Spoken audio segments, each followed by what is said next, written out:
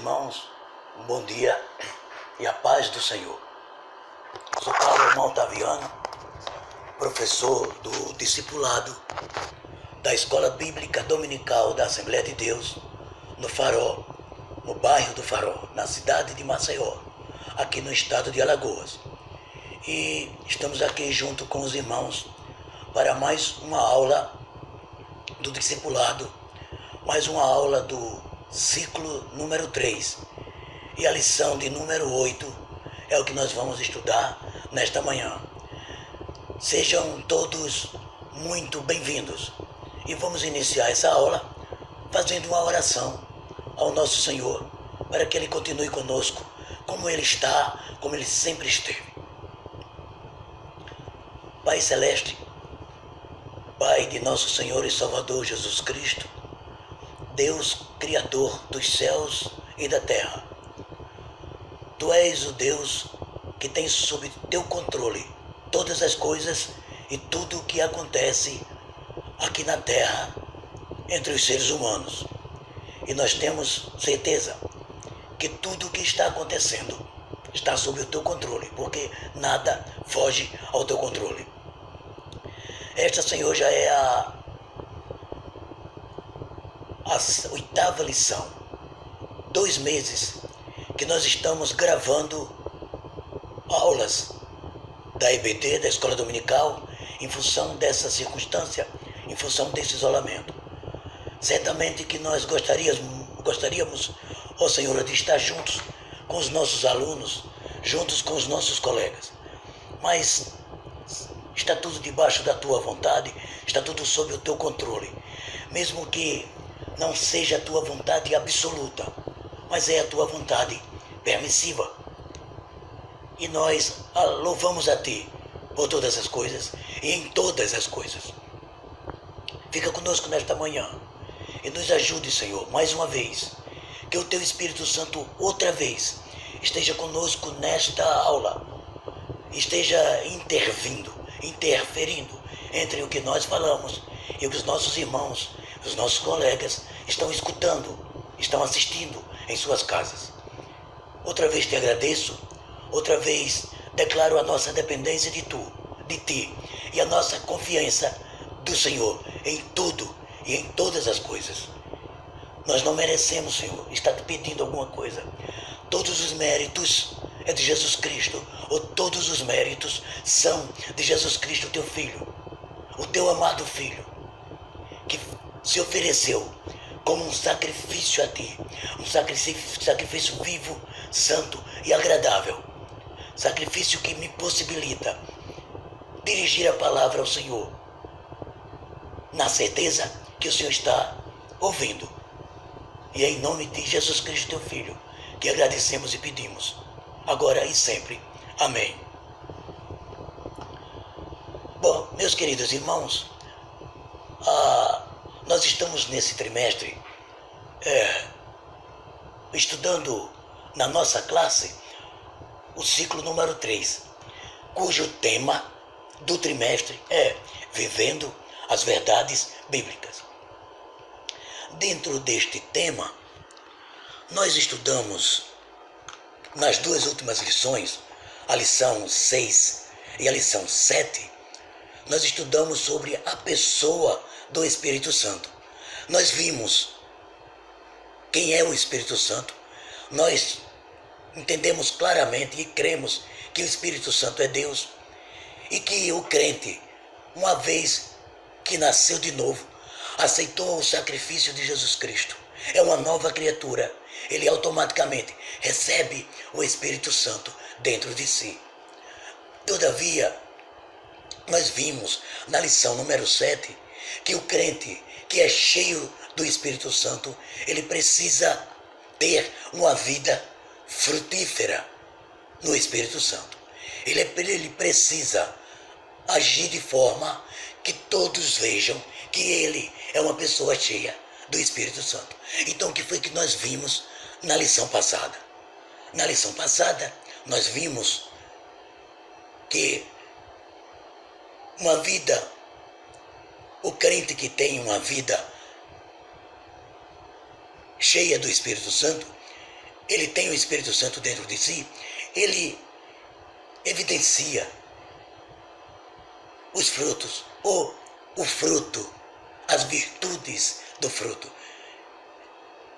O fruto do Espírito, ele influencia a vida do crente. E nós vimos que o fruto do Espírito é composto de 9 virtudes, 9 características. Nós vimos também a diferença, ou as diferenças, entre o fruto e as obras da carne. Veja que a carne, ela executa várias obras, mas o Espírito Santo, ele tem um fruto. E os elementos do fruto se contrapõem às obras da carne. Foi isso que nós estudamos na lição número 7, a lição de domingo passado.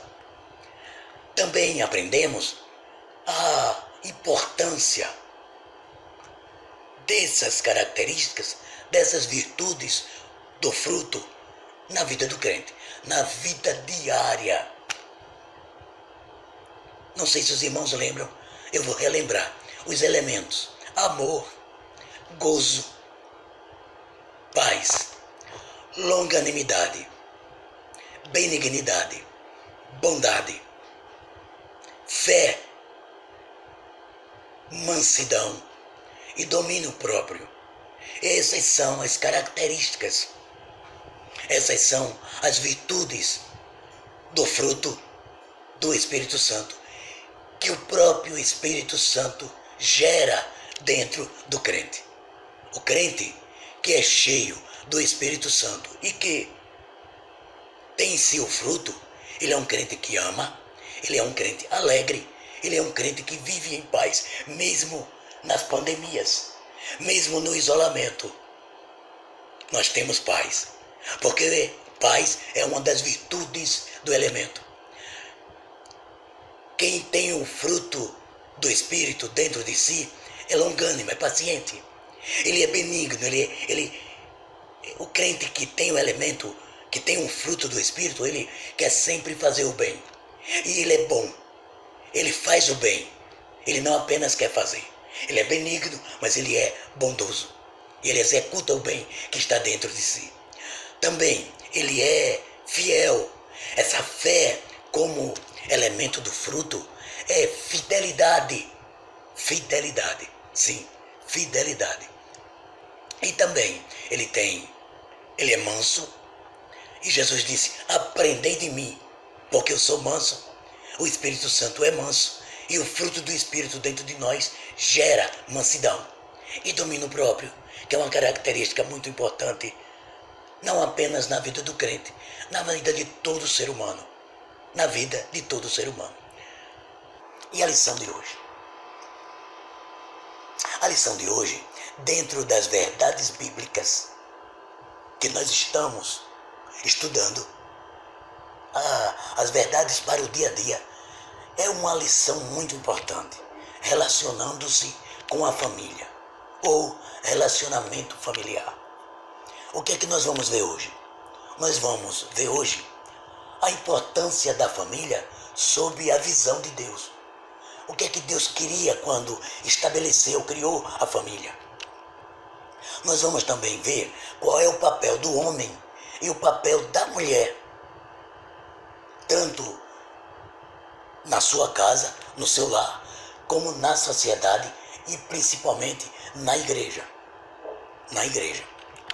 Também iremos explorar a importância do que a Bíblia diz, a perspectiva bíblica, para uma relação adequada entre pais e filhos, entre marido e mulher, entre pais e filhos. O texto base para a lição de hoje está na Epístola de Paulo aos Efésios, capítulo 5, 22 a 33, capítulo 6, 1 a 4. Vamos ler aqui na lição. Vós, mulheres, sujeitai-vos a vosso marido como ao Senhor, porque o marido é a cabeça da mulher, como também Cristo é a cabeça da igreja, sendo ele próprio o Salvador do corpo. De sorte que, assim como a igreja está sujeita a Cristo, assim também as mulheres sejam em tudo sujeitas aos seus maridos. Vós, maridos, amai as vossas mulheres, como também Cristo amou a igreja, a ponto de a si mesmo se entregar por ela, pela igreja, para santificá-la, purificando-a com a lavagem da água pela palavra, para apresentar a si mesmo igreja gloriosa, sem mácula, sem ruga, nem coisa semelhante, mas santa e irrepreensível. Assim devem os maridos amar a sua própria mulher, como ao seu próprio corpo. Quem ama a sua mulher, ama a si mesmo. Porque nunca ninguém aborreceu a sua própria carne, antes a alimenta, a sustenta, como também o Senhor alimenta e sustenta a igreja, a sua igreja. Porque somos membros do seu corpo. Por isso, deixará o homem, o seu pai e a sua mãe, e se unirá à sua mulher, e serão dois, uma só carne. Grande é este mistério. Digo-o, porém, a respeito de Cristo e da igreja. Assim também, vós, cada um em particular, ame em particular. Está entendendo o que é em particular? A sua própria mulher, como a si mesmo. E a mulher, reverencie, honrem o seu marido. Efésios 6, 1-4. Vós, filhos, sede obedientes a vossos pais no Senhor, porque isto é justo. Honra teu pai e tua mãe, que é o primeiro mandamento com promessa, para que te vá bem e vivas muito tempo sobre a terra. E vós, pais, não provoqueis a ira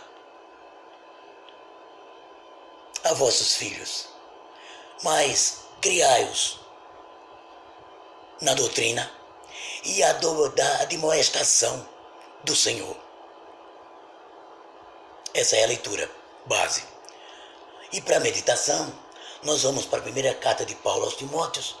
Mas, se alguém não tem cuidado dos seus, principalmente dos de sua família, negou a fé e é pior do que o infiel.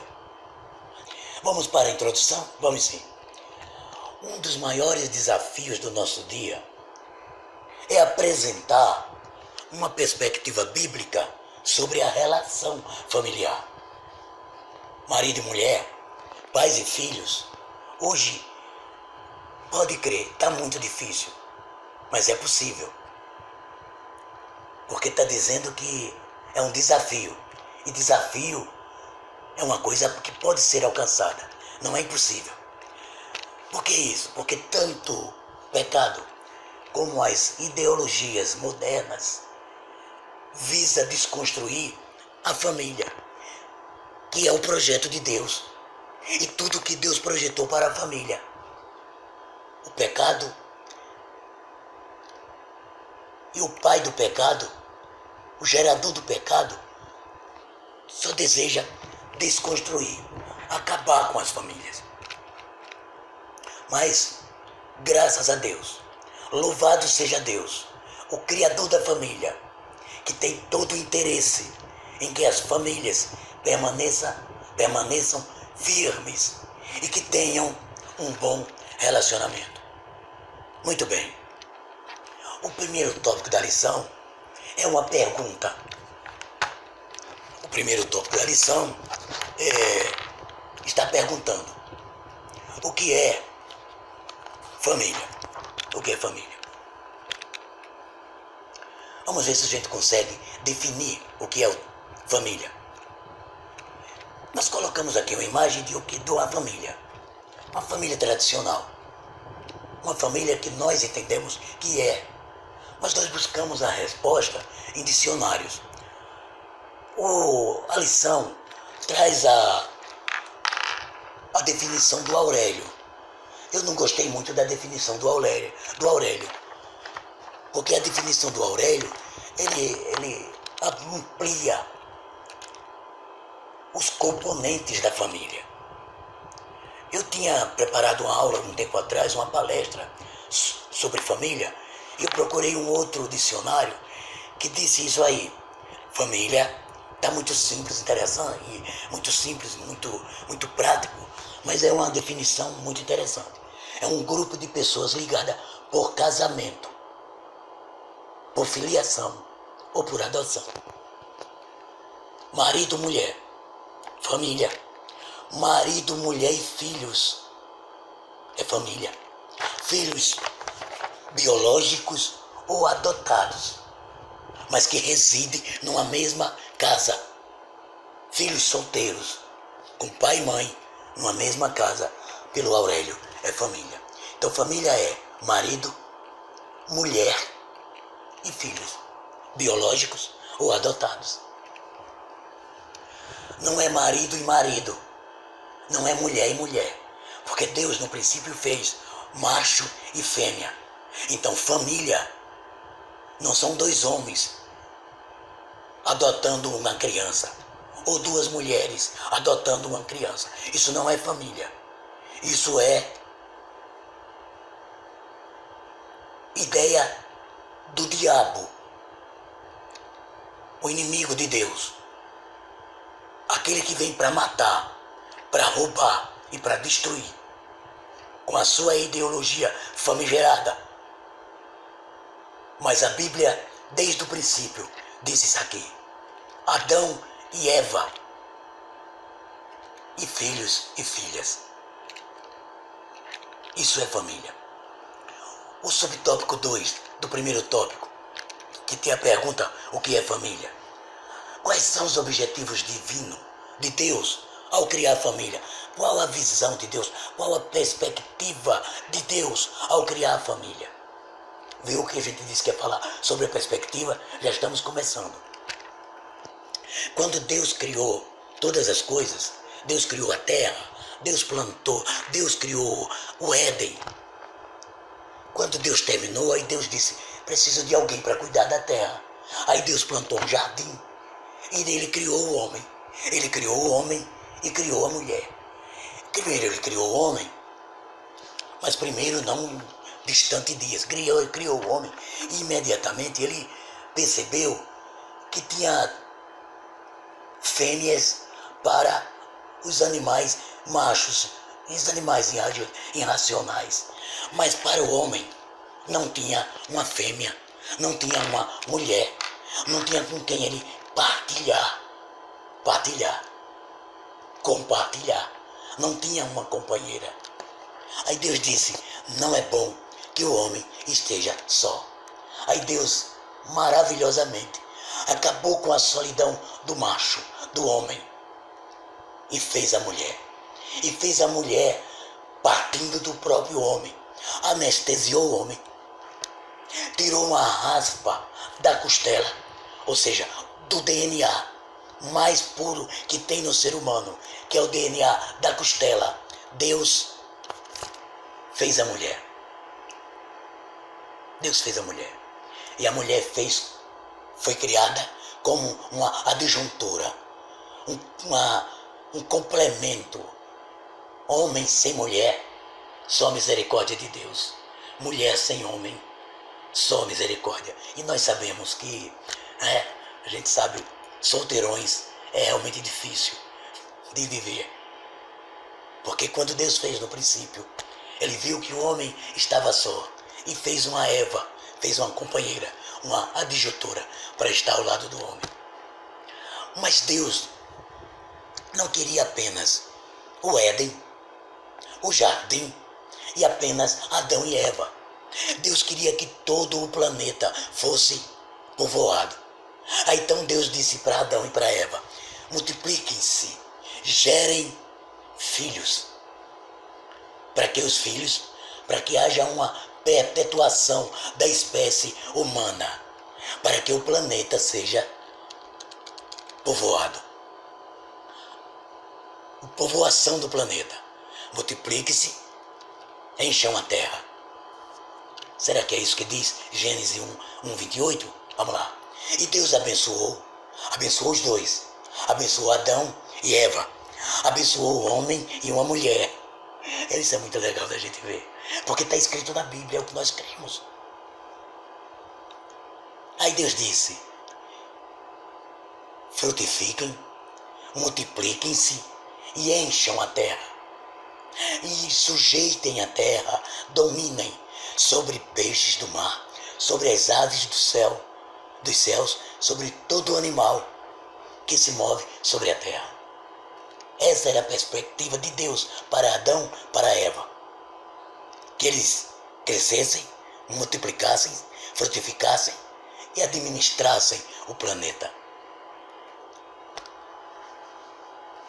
Bom, mas todos nós sabemos que houve aquela questão do pecado. E em função do pecado a família foi destroçada.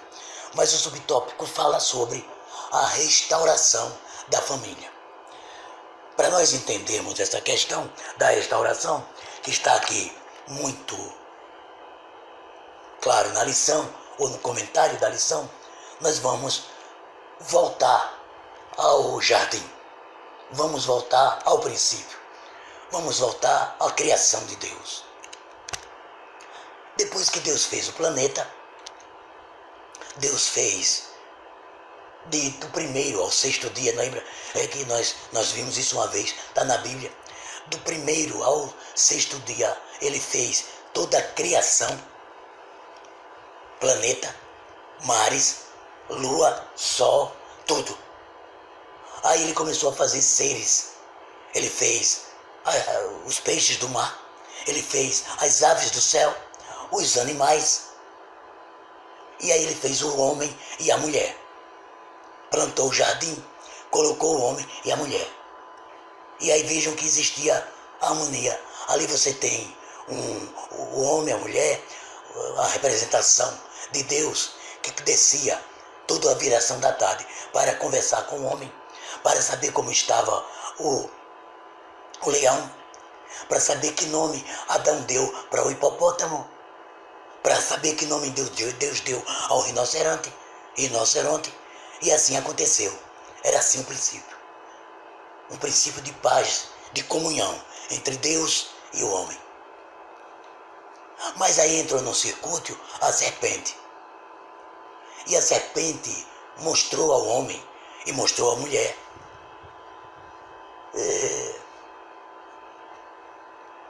o pecado. Ou o fruto do pecado.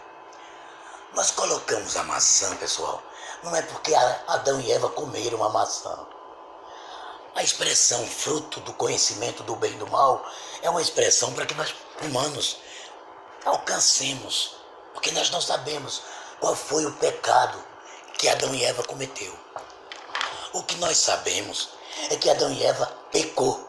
Qual foi o pecado? Nós não sabemos. E por que a gente colocou ali na lição a maçã? Porque a maçã é um fruto atraente. Essa deve ser uma maçã, não sei, importada, acho que sim. Mas a gente percebe que ela é bonita. Ela é atraente aos olhos. E na sua Bíblia está escrito: e vendo Eva, que o fruto era agradável aos olhos, era atraente. Vendo Eva, que o fruto era agradável, bom para dar conhecimento, pegou, comeu, deu para o seu marido e ambos morreram. Então, não estamos aqui afirmando que foi uma maçã. Apenas a representatividade da maçã é a beleza do pecado. Quando ele é apresentado, o pecado não é apresentado feio, pelo amor de Deus, queridos. Vocês, nós que somos novos convertidos, tenhamos cuidado, porque o pecado é assim que se apresenta, agradável aos olhos, atraente, mas o final é pecado. Porque a serpente, a antiga serpente, não oferece, não dá nada de bom para nós. Então, tenhamos cuidado. Paremos de botar a culpa em Adão e Eva. Porque também nós temos responsabilidade de estar atento. Bom, comeu do fruto e morreu. Morreu espiritualmente, porque separou-se de Deus. Foi expulso do Éden, morreu moralmente, descobriu que estava nu e passou a morrer fisicamente, porque o homem não foi criado para morrer. O homem passou a morrer por causa do pecado. Passou a morrer por causa do pecado. E foi expulso do Éden. E passou-se a existir o repasse da culpa. O que foi que você fez, meu filho? Foi a mulher que o Senhor me deu. Eva, o que foi que você fez? Foi a serpente. Nunca se assume a culpa. Sempre é a famosa síndrome de Adão que existe até hoje. A mulher que tu me deste. Está aí. Eu vou voltar e perceba que o homem aqui está vestido com as palhas, umas folhas que secavam e ele se sentia nu. Aí Deus matou o animal, tirou a pele e vestiu o homem e a mulher. E o homem passou a ser vestido de pele de animais. Mas para isso, o Todo-Poderoso sacrificou um animal para tirar o couro e fazer uma roupa. Isso aí já dá uma ideia de que o Todo-Poderoso sacrificou-se, sacrificando Jesus, para que pudesse eu estar vestido. Porque diante de Deus eu não posso me apresentar nu. Começou o sacrifício. Está aí uma representação do sacrifício de Cristo. Um animal foi morto para que eu pudesse ser vestido, eu e você. Para que os meus pecados fossem apagados e a minha culpa fosse apagada, os meus pecados fossem cobertos. Um animal precisou morrer. Bom, mas não dava para continuar no Éden, porque lá no jardim do Éden, no meio do jardim, tinha o fruto da vida. Tinha duas árvores, a árvore da vida e a árvore do conhecimento. Da árvore do conhecimento eles comeram, mas não poderiam comer do fruto da árvore da vida, porque senão eles viveriam em pecado. Aí tiveram que ser expulsos. A expulsão do Éden foi o fim do relacionamento entre o homem e Deus. A expulsão do Éden foi a morte espiritual. Acabou a comunhão. Acabou a comunhão. E aí passou a reinar as mazelas, os males, todos os males do pecado. E briga entre irmãos. Nós sabemos que a primeira confusão foi de Caim e Abel, fatidicamente terminado com a morte de Abel, por inveja. Depois vem as discórdias entre marido e mulher, interferindo na vida dos filhos. Está aí. O desentendimento entre pai e filhos, o fingimento dos filhos. O pai dá uma ordem e o filho finge que não entende, ou finge que não escuta, ou melhor, não obedece, e ainda faz cara de deboche. Isso é culpa, isso é resultado do pecado. Mas ainda bem que ainda lá no jardim, antes da separação espiritual, da morte espiritual, quando Deus amaldiçoou a serpente, Deus disse para a serpente: você é maldita, e agora vai ter inimizade constante entre você e a mulher, entre a sua semente e a semente da mulher. E a semente da mulher, ou da semente da mulher, vai nascer um que vai pisar a sua cabeça. Você vai tentar ferir o calcanhar, e vai ferir o calcanhar, mas a sua cabeça vai ser esmagada pela semente da mulher. Um óvulo de uma virgem, lá da cidade de Nazaré, serviu para que Deus fecundasse um ser humano no ventre da mulher. E a mulher, Maria, por obra e graça do Espírito Santo, ficou grávida e deu à luz a Jesus. Jesus nasceu, viveu, morreu, ressuscitou e, pela morte e ressurreição de Cristo, foi criada esta ponte que possibilita o retorno, a comunhão, a comunicação entre Deus e o homem, ou entre o homem e Deus. Louvado seja o nome do Todo-Poderoso. Bom, mas nós vimos lá o começo, nós vimos, não é, o que é família. Nós vimos que a família foi destroçada em função do pecado, que o relacionamento entre marido e mulher, pais e filhos ficou tumultuado, mas que é possível a restauração deste relacionamento por causa de Jesus Cristo, através de Jesus Cristo. Aceitando a Jesus Cristo, a gente pode ter essa restauração. Mas vamos ao segundo tópico da lição. Vou pedir licença para beber um pouco de água. Água com limão, pessoal. Se você quiser fazer em casa, faça. Todos os dias eu espremo um limão em 1 litro com água. E tomo durante o dia. E vou tomando. Isso é muito interessante. Principalmente neste momento que a gente está vivendo essa questão de gripes, de vírus e etc. Mas vamos lá. Vamos para relacionamento conjugal. Não é uma coisa fácil se não houvesse o pecado. Mas com o pecado é uma coisa muito difícil, relacionamento conjugal. Por que é difícil? Porque nós vamos primeiro ver o que é relacionamento conjugal. Ou então vamos primeiro ver o que é relacionamento. Relacionamento, pessoal, não sei se dá para vocês lerem aí, mas eu vou dizer. É o ato ou efeito de se relacionar. Relacionamento é a capacidade, em maior ou menor grau, de conviver, de comunicar uns com os outros, de se comunicar uns com os outros. É uma ligação de amizade. É uma ligação de amizade afetiva e condicionada por uma série de atitudes recíprocas. É uma conexão, é uma ligação.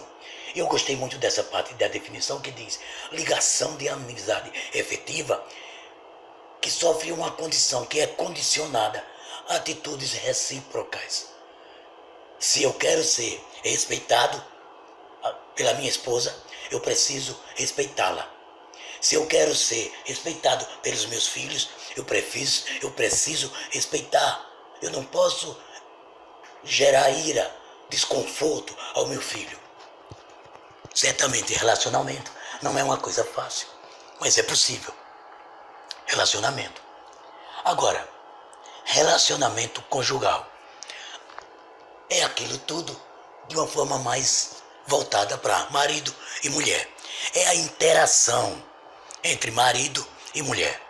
Essa interação, ela é composta, como eu falei, de direitos e de deveres entre o casal, para que se possa viver harmoniosamente. Certamente que isso não é fácil, mas é possível. Quais são os deveres entre marido e mulher? São aqueles deveres observados, por exemplo, na esfera da vida e que é dito, que é recitado na hora do casamento. Na saúde, na doença, na alegria, na tristeza, na fartura e na escassez. Isso são deveres de marido e mulheres. Não é só da mulher e nem é só do marido. Porque se você brincar na fartura e na escassez, parece que é só da mulher. É dos dois.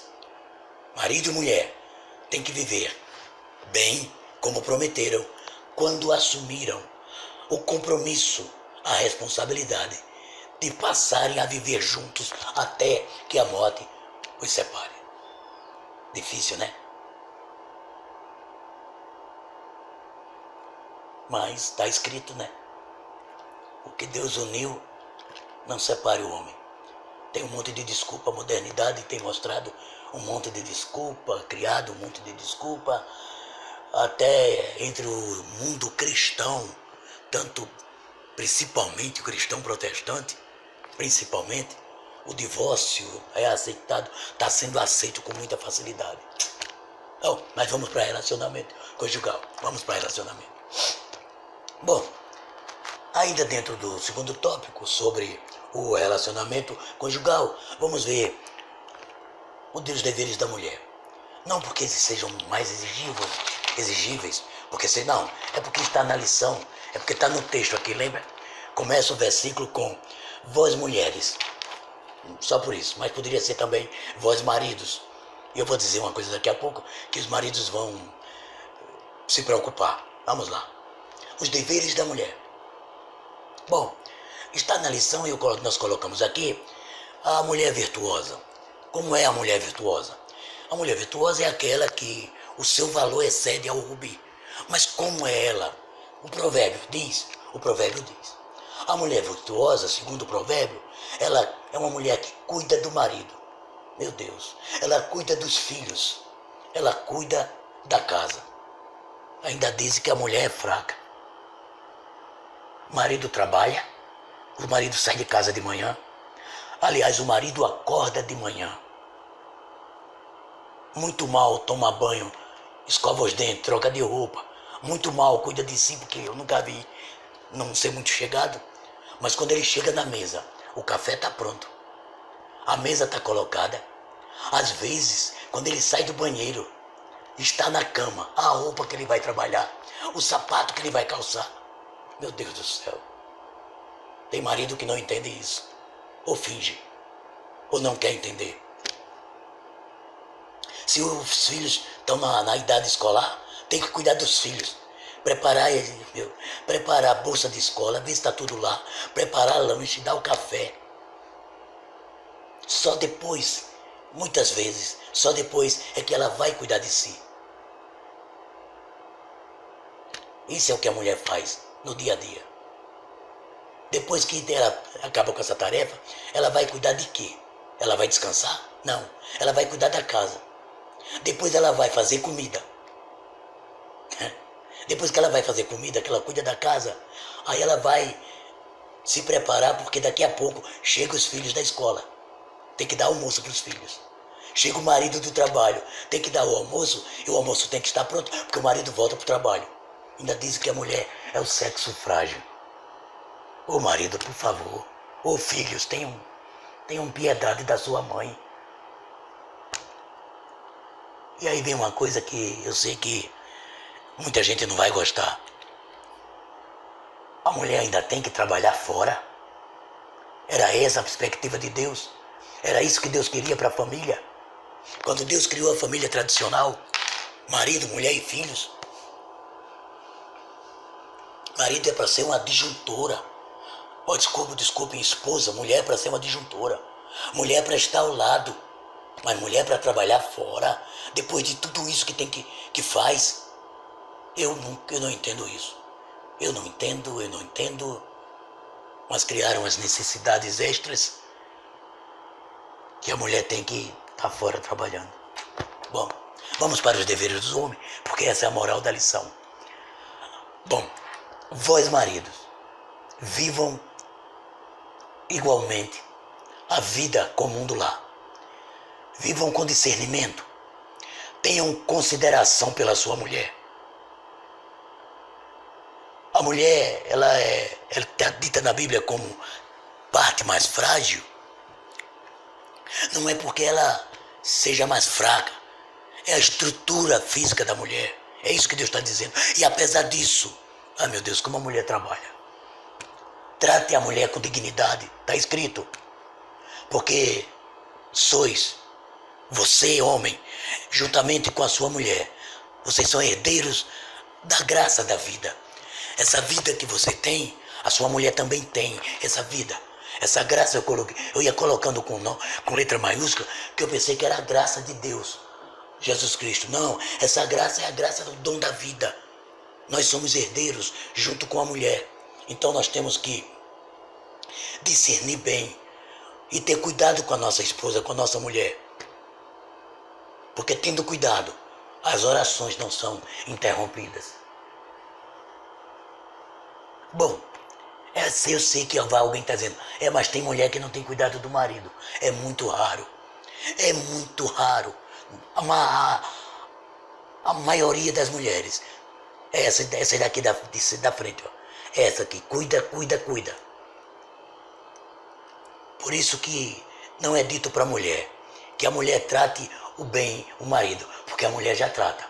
Mas é dito para o homem, trate bem, considere bem a sua mulher, porque os homens são tendentes a não verem, a não olharem, a não perceberem o valor que tem a mulher que está ao seu lado. Infelizmente.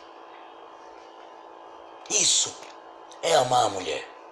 Amar a mulher como? Amar a si mesmo. E principalmente amar a mulher como Cristo amou a igreja. Porque a maior representação de casamento, de marido e mulher, é Cristo e a igreja. Então você diz, olha, eu sou o Cristo. Você é o Cristo na condição de que Cristo deu a vida pela sua igreja. E você deve dar a vida pela sua esposa. É fácil, pessoal? É difícil. E eu vou lembrar uma coisa que eu já disse em uma outra lição. Eu estou apontando para você com este dedo, o polegar, o indicador, né? Aliás, o indicador. Mas os 4 dedos estão voltados para mim.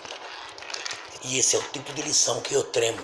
Se eu tremo na base para dar as outras lições, essa eu tremo muito mais. Terceiro tópico é o relacionamento entre pais e filhos. Relacionamento entre pais e filhos. Sim, para a gente entender aquele segundo tópico, relacionamento conjugal, a gente precisa rever aqui, ó, o que está na lição. Efésios 5, 22 a 33. Para a gente falar de relacionamento entre pais e filhos, a gente precisa ver o Efésios 6, 1 a 4. Não é? Bom, eu gosto muito dessa expressão. Filhos são herança. Filhos são heranças do Senhor. São heranças do Senhor. E o fruto do ventre, ou seja, a gestação, a gravidez, é um prêmio, é um presente, é um galardão. Eu gosto muito dessa expressão porque um dia eu precisei preparar uma palestra que eu tenho sobre relacionamento familiar e ao coração, ou melhor, desculpem, uma palestra sobre a Bíblia e a criação de filhos, e veio ao meu coração este verso do Salmo 127.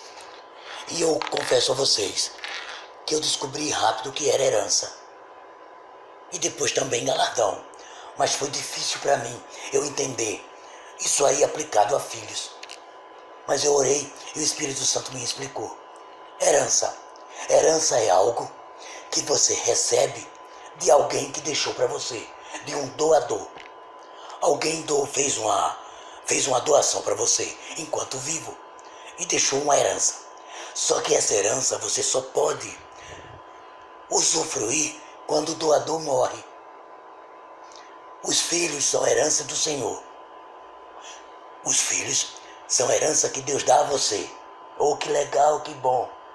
Mas eles são do Senhor. Você só tem direito ao filho quando o doador, quando o Senhor Deus, Senhor com letra maiúscula, morrer. Aí eu pergunto para você, Deus morre?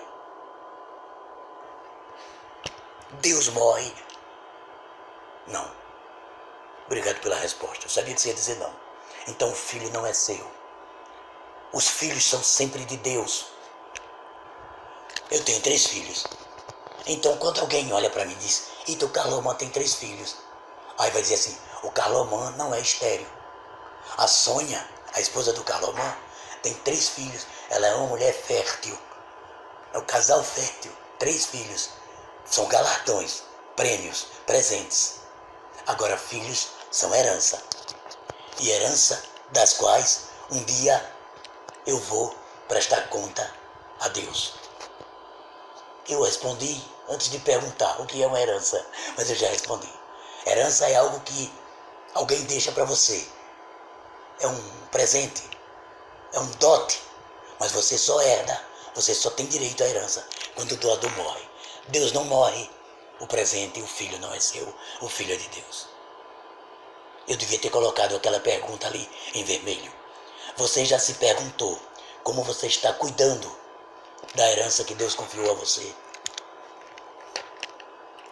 Isso porque nós estamos falando de relacionamento entre pais e filhos. E pais precisam ter sabedoria em como tratar os filhos. Vós, pais, não provoqueis a ira a vossos filhos.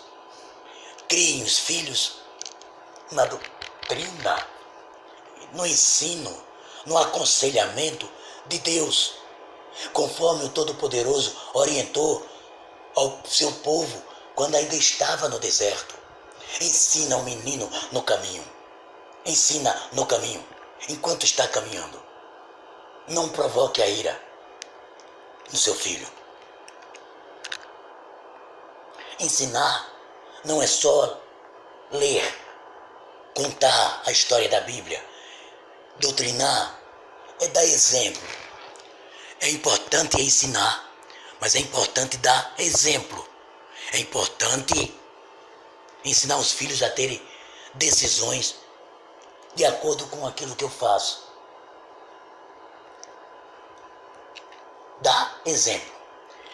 Dar exemplo, ensinar pelo exemplo, é ensinar com sabedoria. É tratar os filhos com sabedoria. Dar uma demonstração de exemplo. Se você não costuma orar, como é que seu filho vai orar?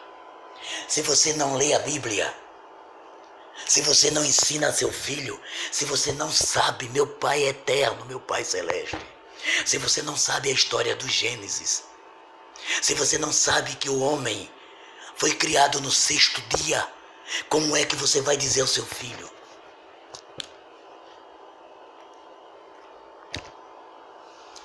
Crie o seu filho sendo o exemplo. Muito bem. Para os filhos,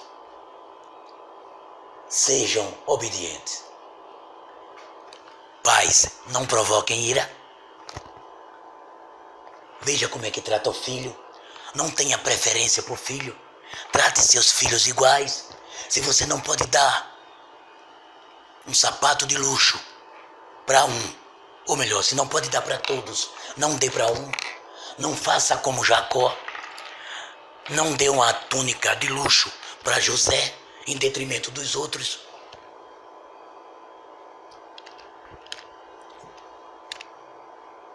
Para que não seja provocada a ira nos outros. Mas filhos, sejam obedientes aos seus pais. Honre seu pai. Eu fui criado pela minha mãe. Meu pai, não quero falar, mas eu fui criado pela minha mãe. A minha mãe trabalhou duro para que eu chegasse onde eu estou. A minha mãe foi dura no ensino também. Apanhei. Não tenho nenhum trauma disso. Não tenho. Eu passei pela vara da criança e do adolescente. Aquela vara que as pessoas da minha idade conhecem. Mas minha mãe nunca me disse que eu não honrasse o meu pai. A minha mãe sempre me ensinou. A minha mãe não era nenhuma douta, mas a minha mãe era crente. A minha mãe conhecia a palavra. Pelo menos na Bíblia ela era. E ela dizia: meu filho, honre seu pai. Porque honrar é necessário. Obedecer e honrar os pais é necessário. Por quê? Porque é uma promessa. Existe uma promessa nessa ordem.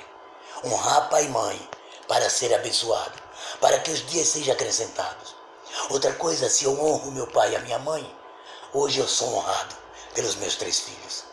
Porque existe uma lei chamada lei da semeadura. Tudo que o homem plantar, tudo que ele plantar, ele colhe. Esta é a promessa. Se você respeitar o seu pai e a sua mãe, você terá uma vida longa e abençoada e cheia de bênçãos. É o Efésios 6 e 3, na Bíblia Viva, que desta forma que eu acho muito legal. Então, o pai tem que tratar o filho sem provocar ira, e os filhos têm que obedecer e honrar o pai, independente de como o pai e a mãe são. Tem pais que bebem, tem pais que não aguentam, não se controlam, são ignorantes, mas são pai. Você tem que honrar, você tem que respeitar e pedir a Deus que mude o seu pai. E Deus é poderoso para mudar. É o que nós estudamos hoje, dentro do projeto de Deus para a família. Nós estudamos o que é família, nós vimos por que Deus criou a família, por que Deus criou marido, mulher e filhos, qual era a perspectiva divina na criação. Nós vimos que a família foi deturpada, foi desestruturada por causa do pecado. Mas nós vimos também que Deus, por sua extrema bondade e grandiosíssima misericórdia, possibilitou a restauração tanto do casal como dos filhos, a restauração da família, que é importante para que tenhamos sociedade estabilizada, tranquila, igrejas e famílias abençoadas. Já disse alguém, e nós íamos dizer no começo e eu esqueci, família é a célula máter da sociedade. Família é a célula máter da igreja. Família, igreja, sociedade. Quando isso aí está bem estruturado, quando as famílias da igreja são bem estruturadas, a igreja é bem estruturada, igrejas nominais bem estruturadas, sociedade bem estruturada. Se a sociedade brasileira fosse toda formada por igrejas, independente da denominação, estou falando de igrejas, igreja com letra maiúscula, igreja que está dentro das igrejas com letra minúscula. Nós aprendemos dentro do relacionamento conjugal que maridos devem amar a esposa e esposas devem ser submissas.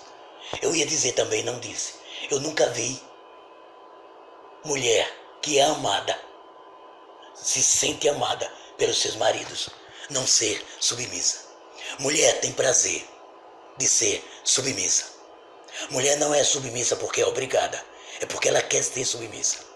Agora a mulher deseja ser amada. E é interessante que Deus não disse, mulher, amem seu marido. Mulheres, amem seus maridos. Porque é uma característica da mulher, amar ao seu marido. Mas é para o homem amar. Mas a mulher deve ser submissa e deve honrar o marido. Entre filhos e pais, nós aprendemos que deve haver sabedoria, coerência, bom senso. Pais não devem provocar ira aos filhos e filhos devem honrar os seus pais. E essa foi a nossa lição 8, essa lição sobre relacionamento entre as famílias, entre pais, filhos, marido, mulheres. E no próximo domingo, nós teremos a lição número 9. Falamos outra vez sobre a questão dentro das verdades bíblicas, sobre relacionamento. E dessa vez, o relacionamento relacionando-se com os estudos. Como nós, cristãos, podemos nos relacionar no ambiente acadêmico. É a lição do próximo domingo. Que Deus abençoe a todos nós. Que Deus abençoe vocês. E como costumo dizer, sempre termino a aula esperançoso de, no próximo domingo, já estarmos juntos. Mas se não estivermos, vamos continuar orando, confiando em Deus e crendo que essa nuvem vai passar e que nós sairemos desta provação aperfeiçoado, porque Deus permite que passemos por provações para que sejamos purificados, assim como o ourival purifica o ouro pelo fogo. Nós estamos passando por esse fogo, para no final ser purificado. Eu creio nisso. E se alguém for atingido e não resistir, precisamos entender que tudo está debaixo, está sujeito à vontade de Deus. Às vezes vontade absoluta e às vezes vontade permissiva, mas vontade de Deus. Pai eterno, terminamos esta aula sobre relacionamento familiar. Uma coisa que não é muito fácil, Senhor. Não porque o Senhor tenha feito difícil, mas porque o pecado tornou relacionamento, convivência, interação, uma coisa muito difícil entre os seres humanos. Mas eu encerro esta aula te fazendo um pedido muito especial pelas famílias. Pelas famílias. Porque, Senhor, é o que mais o nosso inimigo, o meu inimigo, o teu arqui-inimigo tenta atingir. É a família. Porque família desestruturada é sociedade desestruturada.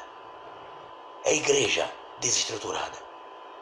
Mas Deus, abençoe as nossas famílias. Tenha misericórdia de nós. Perdoa as nossas falhas.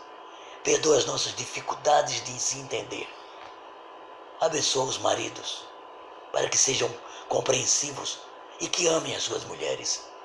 Abençoe as mulheres, para que sejam submissas, que elas se sintam amadas.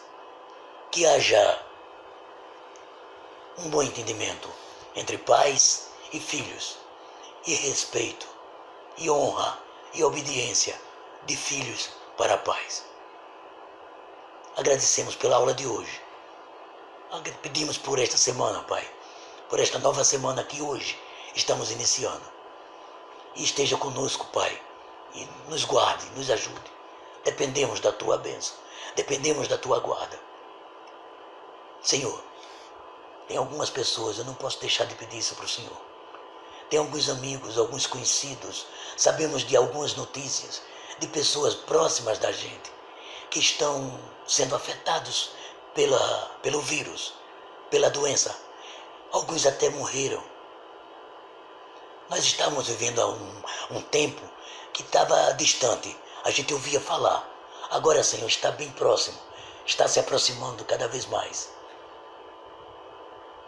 Por favor, Deus, por teu favor infinito, por tua misericórdia, por tua bondade que nos acompanha,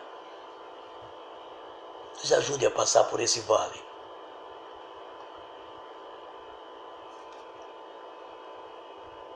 Não nos deixe, Senhor, por favor. É um pedido de filho, Senhor. Eu sei. Eu creio que o Senhor está conosco, não tenho dúvida não, Senhor. Mas é que eu estou me sentindo meio filho, sabe? Eu estou me sentindo totalmente filho, totalmente dependente. Eu estou vendo pessoas, presbíteros da nossa igreja, pastores, irmãos, irmãs, morrendo. Eu não me preocupo com a questão de morrer, Senhor. Agora eu não aceito esse vírus, Senhor. Um negócio meio maldito, meio amaldiçoado. Me perdoe, por favor, se eu estiver pecando, por favor. Mas tá bom, Senhor. Eu sei que o Senhor está com a gente. Eu agradeço. Eu compreendo. Eu sei que o Senhor está conosco. O Senhor está passando pelo vale conosco. Sempre foi assim. Muito obrigado. Em nome de Jesus eu agradeço. Agradeço. Em nome de Jesus. Amém. Queridos, até domingo, se Deus quiser. Domingo. Estaremos aqui em nome de Jesus. Ou ao vivo, na escola, lá na igreja, ou estaremos, mais uma vez, através de videoaula. Que Deus abençoe a todos e até domingo.